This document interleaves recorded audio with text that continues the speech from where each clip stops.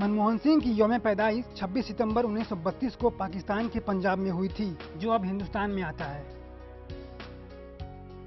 उनकी वालिदा का नाम अमृत कौर और वालिद का नाम गुरुमुख सिंह था।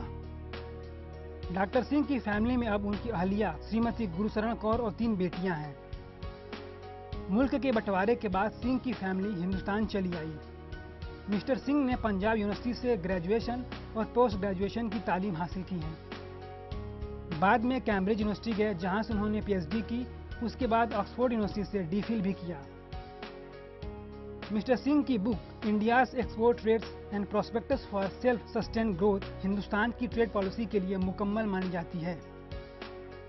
मिस्टर सिंह ने 21 जून 1991 से 16 मई 1996 तक नरसिम्हा राव के पीरियड में फाइनेंस मिनिस्टर के रूप में काम किया, जिसके लिए उन्हें इकोनॉमिक रिफॉर्म्स की क्रेडिट दी जाती है। इसके बाद के सालों में उन्हें प्लानिंग कमीशन का वाइस प्रेसिडेंट, आरबीआई का गवर्नर, यूजीसी के प्रेसिडेंट भी बनाया जा चुका है। जब पीवी नरसिम्हा राव पीएम बने तो उन्होंने मनमोहन सिंह को 1999 में अपने मंत्रिमंडल में शामिल करते हुए फाइनेंस मिनिस्ट्री का पूरा जिम्मा सौंप दिया।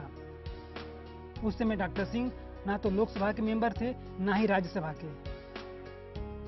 लेकिन कॉन्स्टिट्यूशनल अरेंजमेंट के अकॉर्डिंग गवर्नमेंट के मंत्री को मेंबर ऑफ पार्लियामेंट का मेंबर होना जरूरी है। इसीलिए उन्हें 1999 में असम से राज्यसभा के लिए सिलेक्ट किया गया।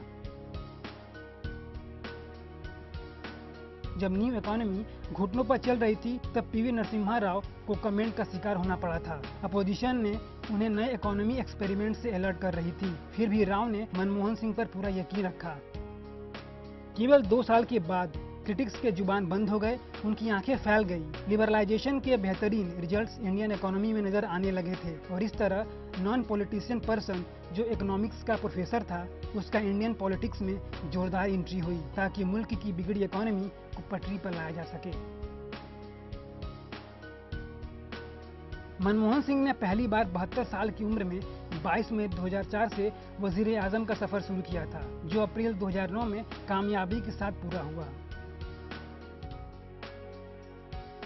लोकसभा इलेक्शन 2009 में मिली जीत से वे जवाहरलाल नेहरू के बाद हिंदुस्तान के ऐसे वजीर आजम बन गए जिनकी 5 सालों का वक्फा कामयाबी के साथ पूरा करने के बाद उन्हें फिर दूसरी बार वजीर आजम बनने का मौका हासिल हुआ।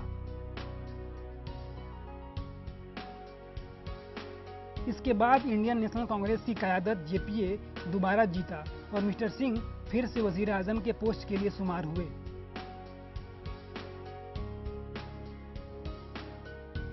मिस्टर सिंह की 2 बार बाईपास सर्जरी भी हुई है, जिसका इलाज एम्स में हुआ था। 26 नवंबर 2008 को मुल्क की इकोनॉमिक कैपिटल मुंबई पर आतंकवादियों के हमले से पूरा मुल्क दहल गया था। तब डॉक्टर सिंह ने शिवराज पाटिल को हटाकर पी चिदम्बरम को होम मिनिस्टर और प्रणब मुखर्जी को फाइनेंस मिनिस्टर बनाया था। इसके बावजूद इंडियन इकोनॉमी को रिफॉर्म्स करने और उसे सही मुकाम देने का क्रेडिट डॉक्टर सिंह को ही जाता है। मिस्टर सिंह अपनी अलग शख्सियत के रूप में जाने जाते हैं। इसके साथ डॉक्टर सिंह को 1956 में कैम्ब्रिज यूनिवर्सिटी का एडम स्मिथ अवार्ड, 1987 में पद्म विभूषण अवार्ड और 2002 में बेस्ट मेंबर ऑफ पार्लियामेंट के अवार्ड से नवाजा जा चुका है। बहरहाल आज हम उन्हें उनकी जन्मदिन की बधाई देते हैं।